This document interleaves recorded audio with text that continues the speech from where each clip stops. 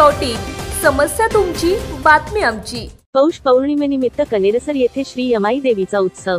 पौष पौर्णिमेनिमित्त खेड तालुक्यातील कनेरसर येथे यात्रोत्सव सुरू झाला असून त्यानिमित्ताने बैलगाडा शर्यतीस आज प्रारंभ झाला।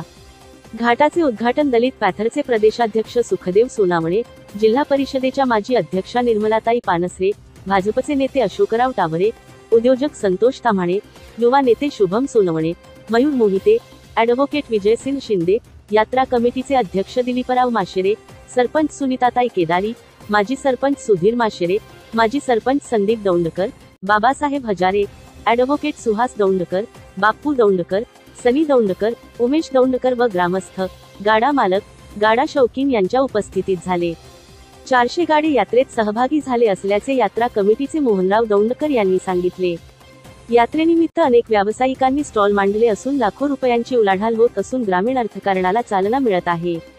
प्रथम क्रमांकास रुपये 1,11,111, द्वितीय क्रमांकास रुपये 91,000, तृतीय क्रमांकास रुपये 51,001, चतुर्थ क्रमांकास रु 31,001 बक्षीस असून बैलगाड्यांची विशेष फायनल स्पर्धा होणार असून त्यासाठी अनुक्रमे प्रथम, द्वितीय व तृतीय क्रमांकास 25,000, 15,000, 11,000 देण्यात येणार आहे असे यात्रा कमिटीचे अध्यक्ष दिलीपराव माशेरे यांनी सांगितले। यात्रेनिमित्त श्री यमाई देवीचा पालखी सोहळा संपन्न झाला। नोकरी व्यवसायानिमित्त बाहेरगावी असलेले आवर्जून यात्रेनिमित्त येतात।